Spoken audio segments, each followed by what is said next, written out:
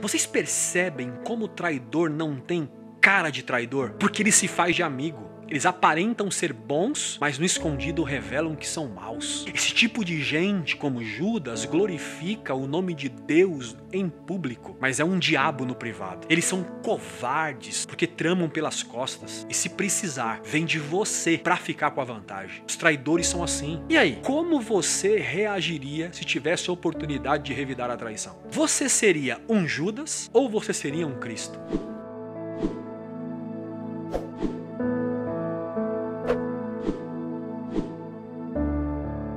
Pois é, a gente para analisar o texto e descobre que Jesus também teve que enfrentar a traição.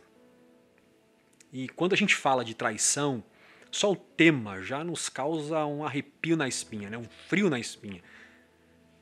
Quem já viveu uma traição conjugal, quem um dia já foi traído por um amigo ou por um familiar, sabe com quantos sentimentos precisa lutar.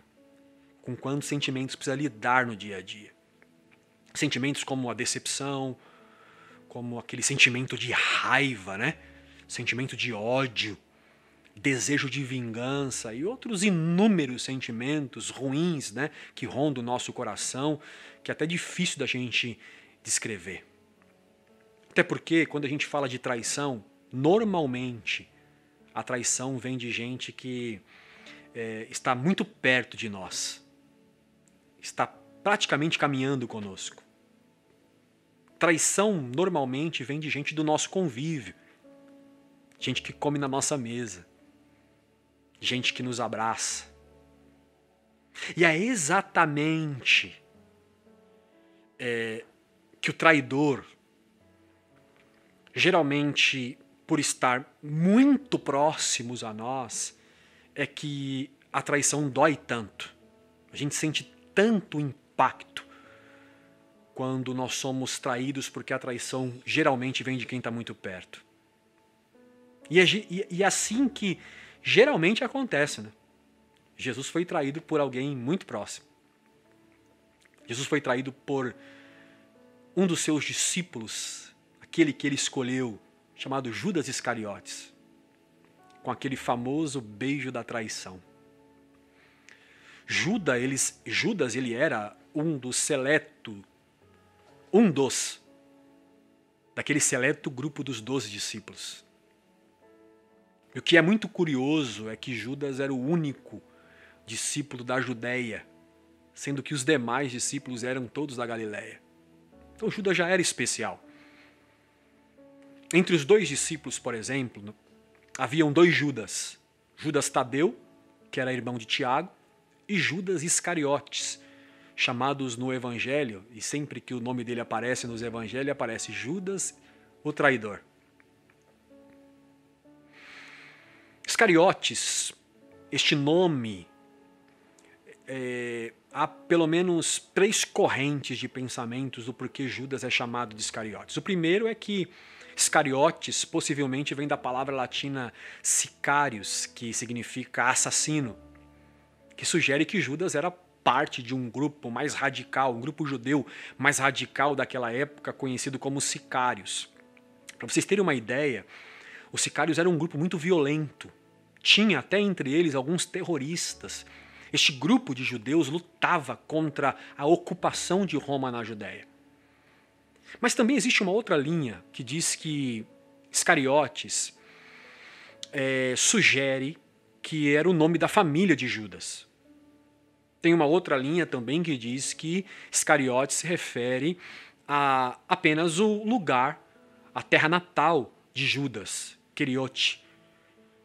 E eu acho que o mais provável, para mim, o mais possível de ser, é que Iscariotes venha mesmo indicar a origem de Judas, a terra natal de Judas.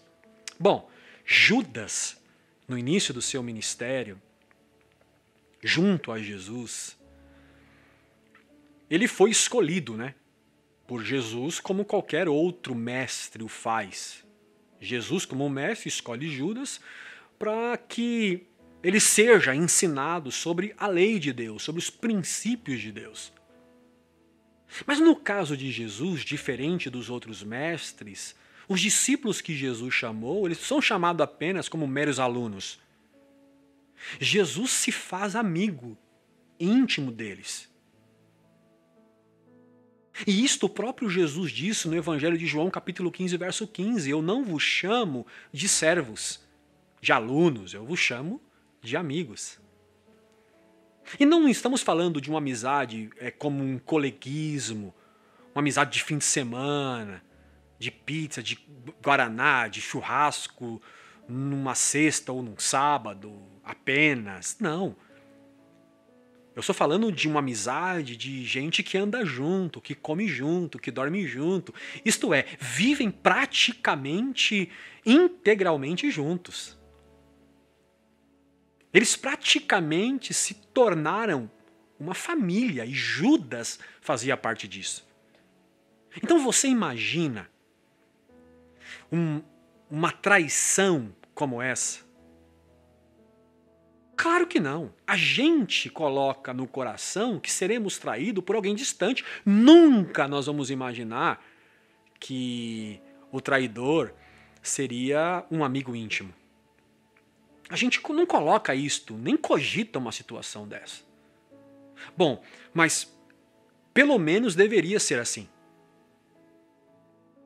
Mas como a gente já disse aqui, pessoal, Jesus não foi traído por alguém distante, mas por alguém muito perto. Judas anda junto. Judas come junto. Judas aprende princípios eternos junto com os demais. Judas dorme junto a Jesus. Jesus chega a dizer em Mateus 23, 26 que o traidor é aquele que põe a mão no prato comigo. Isto é, aquele que é íntimo, que reparte o pão comigo, que senta na mesa comigo. E é este que vai me trair. Que dureza, hein, gente? Ser traído por alguém que você deu guarida, que você abriu a porta de casa, que você foi amigo, que no dia difícil que ele enfrentou, você estava lá. Mas é assim que os traidores agem. É assim que os traidores fazem. As Escrituras dão muitos indícios do caráter de um traidor. Mas vamos aqui analisar alguns vestígios do caráter de Judas. Em primeiro lugar, todo traidor tem um discurso bondoso em público. Tem aparência de piedoso em público, mas na vida do privado, nada do que ele faz escondido condiz com o que ele diz em público. Nós encontramos essa narrativa, por exemplo, no Evangelho que escreveu São João, capítulo 12. Maria, irmã de Lázaro, aquele a que Jesus ressuscitou, segundo a Escritura, estava num momento de adoração e derrama um perfume aos pés de Jesus.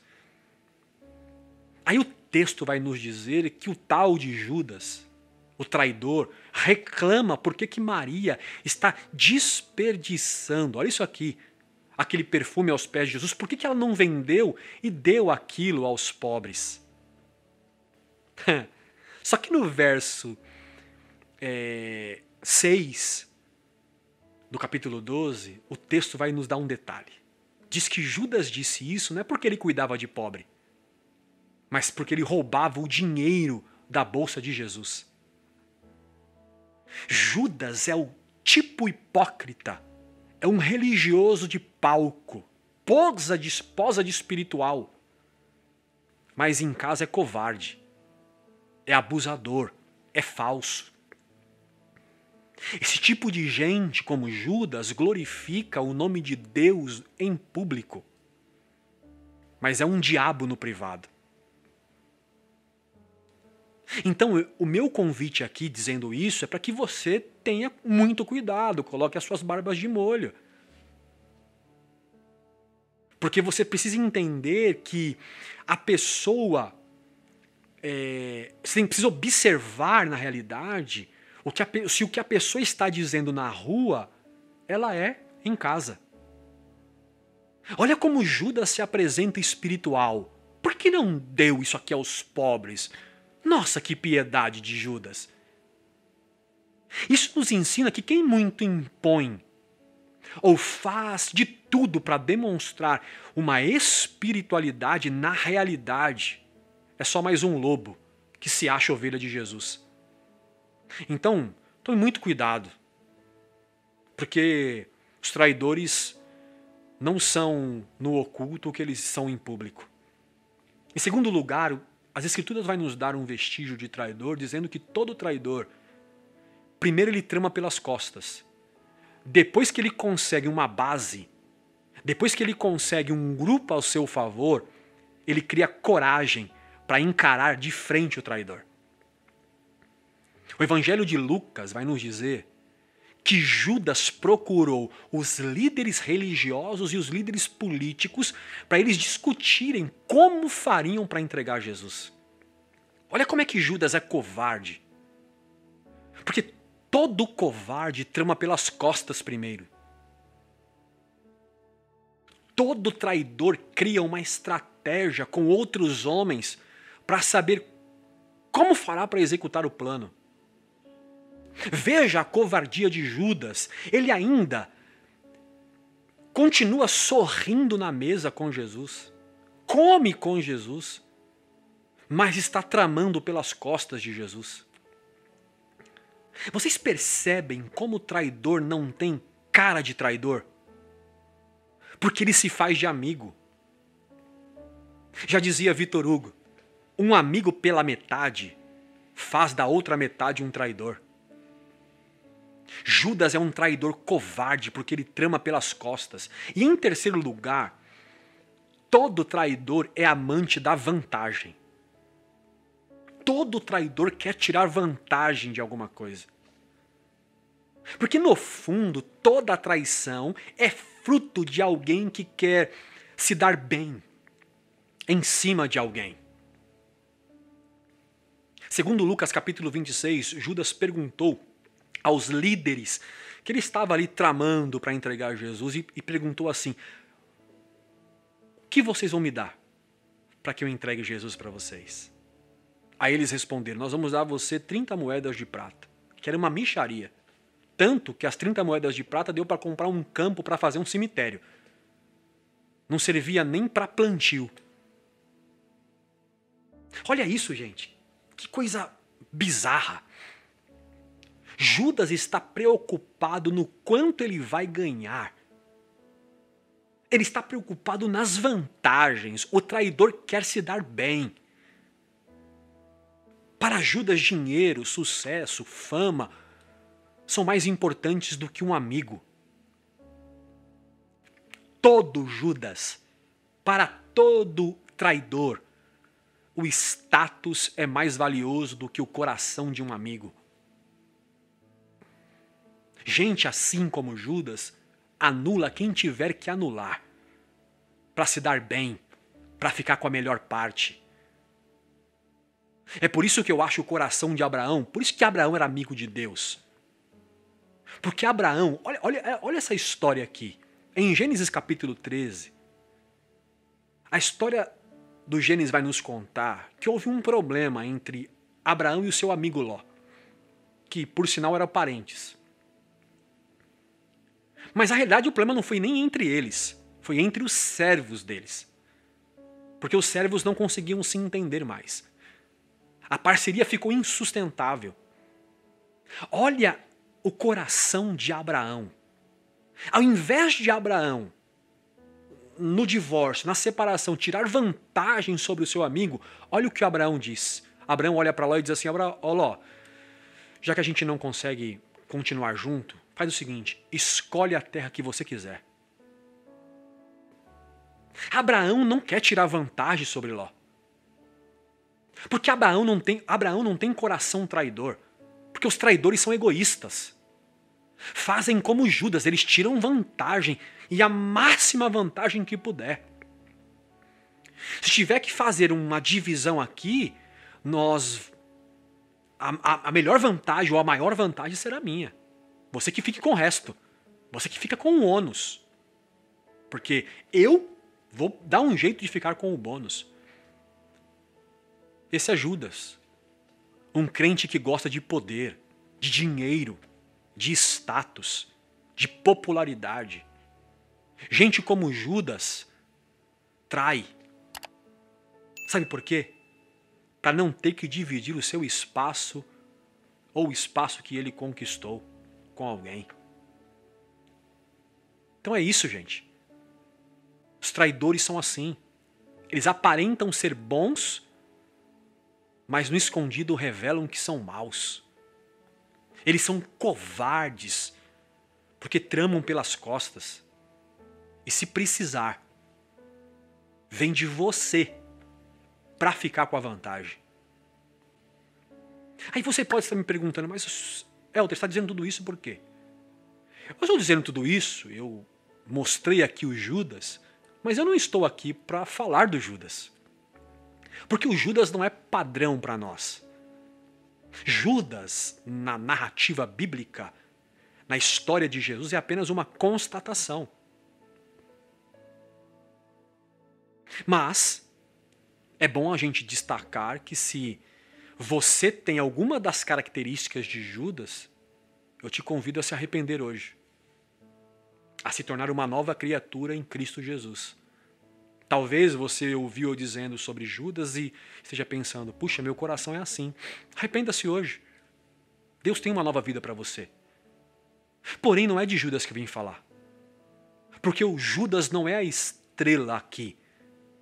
Judas não é a referência do nosso papo. A referência do nosso papo aqui é Jesus. Então a pergunta é, como Jesus reagiu a um indivíduo como esse? Como que Jesus encarou uma traição? Responder essa pergunta, gente, é muito importante, porque o problema para nós não são os Judas. A questão é como nós reagiremos quando os Judas aparecerem no nosso caminho. E nós precisamos lembrar que olha como é que Jesus sofreu com traição. Não foi só Judas que traiu Jesus. Não foi só Judas. Judas levou a conta. Ele foi o que entregou Jesus à morte. Mas Pedro também traiu Jesus. Lucas 22:54, nós já até falamos aqui. Lucas vai nos dizer que Pedro, ao ser questionado se era um dos discípulos ou se conhecia Jesus, Pedro negou conhecê-lo. Isso é traição. Como que você vive, convive, conhece, diz que se precisar morre junto, mas na hora do vamos ver diz que não conhece? Sem contar a multidão, o povo que Jesus abençoou tanto, pessoal,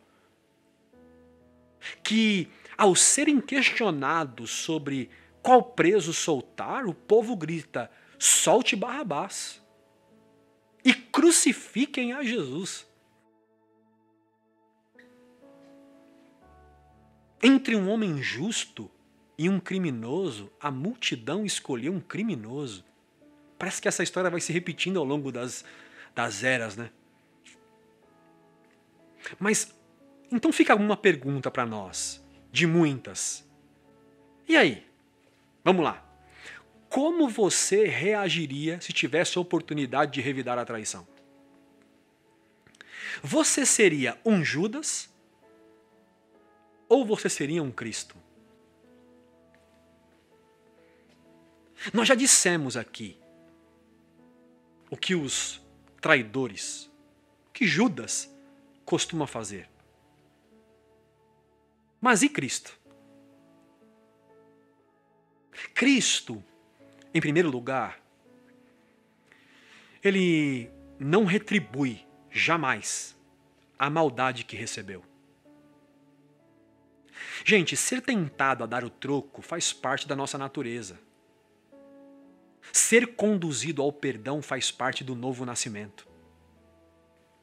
Paulo aos Romanos, no capítulo de número 12, verso 21, disse que para não deixarmos vencer pelo mal, vocês lembram desse texto? Mas vencermos o mal com o bem. O próprio Pedro, em sua primeira carta, no capítulo de número 3, verso 9, ele disse que não retribua ao outro mal com mal, nem insulto por insulto, pelo contrário, abençoem, pois foi para isto que vocês foram chamados. Quem retribui uma ofensa se torna tão mal quanto aquele que te ofendeu. Quando você devolve na mesma moeda, você se iguala, você se torna igual a um ofensor. Quem devolve o crime por crime se torna criminoso. Vocês lembram da oração da cruz? Que é um ensinamento para nós. Para todo aquele que deseja viver livre, ser como Jesus. Jesus orou assim diante dos seus inquisidores ou dos assassinos. Pai, perdoe-os, porque eles não sabem o que fazem. Perdoar, gente, não é concordar com o erro, com a traição. Perdoar é não se tornar vingativo. É não tornar o erro ainda mais destrutivo do que já é. Mateus vai nos dizer que quando Judas chegou e beijou Jesus, olha o que Jesus fez. Jesus olha para Judas e diz assim: amigo, a que vieste? Jesus chama um traidor de amigo. Porque para Jesus nem o traidor é um inimigo. Jesus não trata Judas como Judas o tratou. Por isso que Judas é constrangido pela bondade de Jesus a ponto dele lá devolver as moedas e dizer: eu quero devolver isso aqui porque eu fiz mal a alguém que é bom. Porque Jesus constrange Judas. Na hora da sua prisão, João 18, diz que Pedro sacou a espada, foi defender Jesus, foi devolver o mal com o mal e feriu o servo do sumo sacerdote. Pedro tenta revidar e Jesus diz para Pedro assim: Pedro, o que é isso aí? O que você está fazendo? Guarde essa sua espada, Pedro. Não vamos retribuir a maldade com maldade. Ou você não é meu discípulo, Pedro? Você vai descer ao nível deles? É por isso que os discípulos de Jesus nunca retribuem o mal que recebem. Porque aprenderam o caminho da bondade. Paulo disse que o fruto do Espírito, Gálatas capítulo 5, 22, é bondade. Então Jesus não retribui o mal com o mal. Em segundo lugar, já estamos caminhando para o fim, Jesus não generalizou a traição. Isso aqui é importante a gente citar. Tinha muitos outros ensinamentos, mas eu separei esses aqui porque esses aqui são importantes para os nossos dias. Jesus não generaliza a traição. Sabe aquele tipo de pessoa, gente, que sofreu num relacionamento e agora não quer se relacionar com mais ninguém porque tem medo de sofrer? Ou aqueles que confiaram num amigo, se decepcionou, foi traído e não consegue mais confiar em ninguém? A gente precisa entender que nem todo mundo é Judas. Não é porque um traiu, todos vão trair. Jesus não fica receoso agora com João. Jesus não fica com o pé atrás, por exemplo, com Tiago, só porque Judas traiu. Jesus continua investindo no relacionamento de confiança. Gente, eu sei que a traição causa feridas, deixam marcas. Mas nós não podemos generalizar achando que todo mundo é traidor, que todo mundo é igual a Judas. Jesus não deixa a desconfiança de um ser o árbitro do seu coração. Por exemplo, eu ouço muito como pastor: todo pastor é ladrão. Não. Não é porque você conviveu com um pastor tirano, dono da razão, dono da igreja, chefe, que todo pastor é assim. A desconfiança, ela é a traça que corrói as relações. Sem confiança, vocês sabem, a amizade, o casamento, as relações, elas não sobrevivem. Sem confiança, você não consegue manter ninguém perto de você. Então, esqueça a traição que você sofreu e foque os amigos que ficaram, os de verdade. que erram também, como todos erram, mas sempre estão dispostos a pedir perdão, a pedir desculpas.